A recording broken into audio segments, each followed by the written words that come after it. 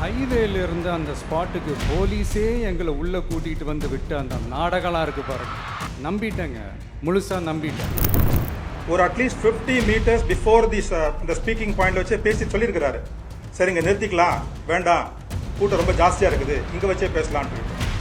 அதுக்கும் அந்த ஆர்கனைசர்ஸ் மறுத்துருக்குறாங்க. இல்லை இல்லை, நாங்கள் அந்த பாயிண்ட்டுக்கு தான் போகணும்.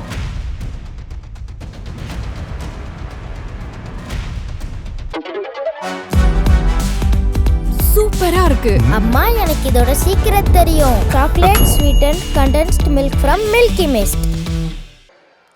மக்களை சந்திக்கணும், மக்கள் பிரச்சனைகளை எடுத்து பேசணும். அதுக்காக தான் அந்த மக்கள் சந்திப்பு பயணத்தை தொடங்கி திருச்சி, அரியலூர், நாகப்பட்டினம், திருவாரூர், நாமக்கல், கரூர் அப்படின்னு சொல்லிட்டு போயிட்டு இருந்தோம்.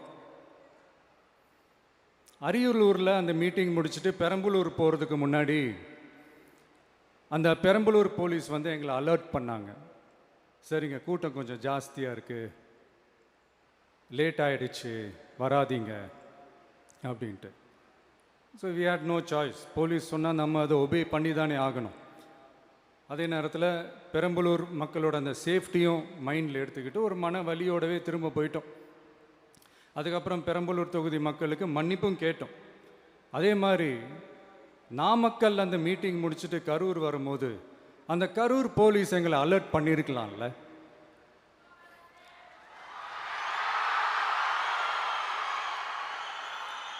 இல்லை சார், இங்கே எதிர்பார்த்ததை விட கொஞ்சம் கூட்டம் அதிகமாக இருக்குது, கண்ட்ரோல் பண்ண முடியல, வராதிங்க.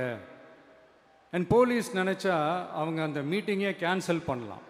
ஏதோ தப்பாக இருக்குது, ஏதோ தப்பாக தோணுது அப்படின்னு நினச்சிட்டாலே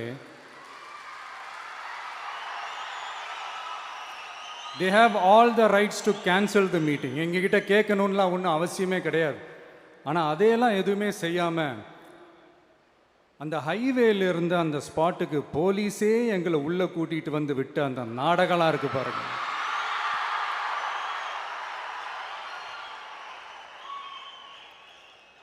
நம்பிட்டேங்க, முழுசாக நம்பிட்டேன். அன்னைக்கு இருந்த அந்த கரூர் போலீஸ் பேசும்போது தேங்க்ஸ்லாம் சொன்னேன் அவங்களுக்கு. எனக்கு தெரியாது இப்படி ஒரு நாடகம் நடக்கும். இதுக்கெல்லாம் யார் காரணம்? இதெல்லாம் யார் சொல்லி செஞ்சது? இப்படி பண்ணுங்க, அப்படி பண்ணுங்க, சப்போஸ் அப்படி நடந்தா இப்படி பண்ணுங்க, சப்போஸ் இப்படி நடந்தா இந்த மாதிரி இன்ஸ்ட்ரக்ஷன்ஸ்லாம் கொடுத்து அந்த ப்ரெஷர் போடுறது யாரு? செக்யூரிட்டி எதுவும் லேப்ஸ் இருந்ததா அப்படின்னு ஒரு கேள்வி எல்லாருக்கும் வரலாம். இப்போ தலைவர் வந்து தமிழக வெற்றி கழக தலைவர் வந்து தவுட்டுப்பாளையத்திலிருந்து நம்ம கரூர்ல அந்த ஜங்ஷன், ரவுண்டான ஜங்ஷன் வர வரைக்கும் இட் டுக் 2 hours. இது வந்து யூஸ்வலா நம்ம ஒரு 30 minutesல கவர் பண்ணக்கூடிய டிஸ்டன்ஸ், பட் 2 hours ஆச்சுது. ஏற்கனவே நாமக்கல் அவங்க பண்ண வேண்டிய அந்த பிரச்சாரமும் லேட்டா ஆரம்பிச்சு அது 4 hours ஆச்சுது. 12 o'clock இருந்து 4 o'clock வச்சது. அங்கே அதனால காத்திருந்த மக்கள் எல்லாருக்குமே ஹீட் ஸ்ட்ரோக் ஆகி அதனால அவங்க ஹாஸ்பிட்டல் போக வேண்டிய நிலைமை நாமக்கல்லே நடந்தது.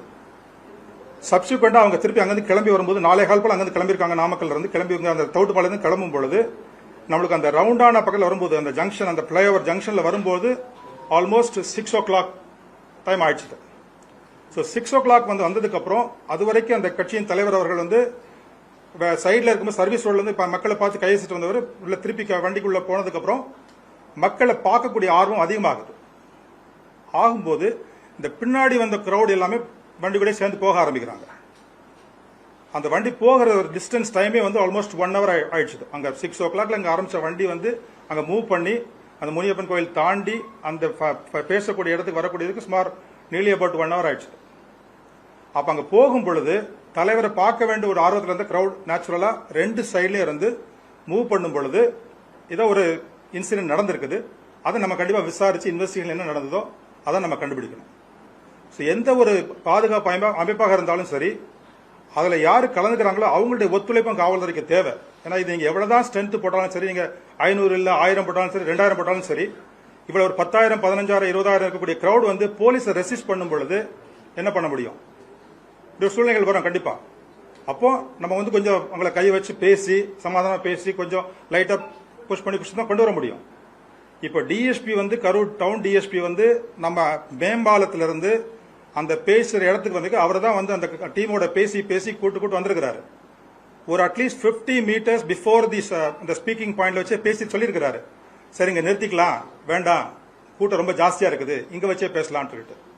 அதுக்கும் அந்த ஆர்கனைசர்ஸ் மறுத்திருக்காங்க. இல்ல நாங்க அந்த பாயிண்ட்டுக்கு தான் போகணும், இங்க இருந்து எங்களுக்கு கவரேஜ் நல்லா கிடைக்காது, இங்க இருந்து எங்களுக்கு வந்து சரியா மைக் கேட்காது, சரியா கேட்காது.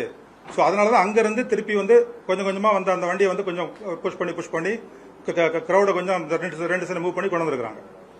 ஸோ அந்த ஸ்பாட்டுக்கு வந்ததுக்கு அப்புறம் ஒரு 10 நிமிடம் வந்து தலைவரை யாராலும் பார்க்க முடியல. அந்த சமயத்துல இந்த ரைட் சைடு லெஃப்ட் சைடுல இந்த கிரௌட் வந்து they become restless, anxiety. So அதை பார்க்கறதுக்காக இல்ல நார்மலி இந்த வர கிரௌடே வந்து தலைவரை பார்க்கணுங்கிற எண்ணத்துல வர்றவங்க வந்து 2 புறமும் வந்து பார்க்க முடியாம போகும்போது ஒரு சர்ஜ் ஆகுது. ஸோ அதுக்கப்புறம் நடந்தது நம்ம இந்த வீடியோ ஃபுட்டேஜஸ் இதெல்லாம் பார்த்ததுக்கு அப்புறம் என்ன நடந்தது, பிளஸ் நிறைய நாங்கள் பப்ளிக்ட விசாரிச்சோம். அதில் நிறைய பேர் என்ன சொல்றாங்க, சார் நாங்கள் 12 மணி 11 மணிக்கெல்லாம் வந்துட்டோம், காலையில் கூட சாப்பிடாம வந்தவங்களாம் இருக்கிறாங்க, மத்தியானம் சாப்பிடாம நின்று இருக்காங்க, அங்கேயே உட்காந்து அங்கேயே மூவ் பண்ணிட்டு இருந்திருக்காங்க. ஸோ அதெல்லாம் வந்துட்டு ஸோ அவங்களுக்கு தேவையான ஒரு சாப்பாடு வசதிகளோ இல்லை தண்ணி வசதிகளோ இல்லாமல் ஃபுல்லாக அங்கே பேஷண்ட்டை வெயிட் பண்ணியிருக்கிறாங்க. அவ்வளோ வெயிட் பண்ணும் பொழுது ஒரு தலைவருடைய வருகை வந்து தாமதமாகும் பொழுது நிச்சயமாக அந்த கிரௌட் வந்து ரெஸ்ட்லெஸ் ஆகிறதுக்கு வாய்ப்பு இருக்குது.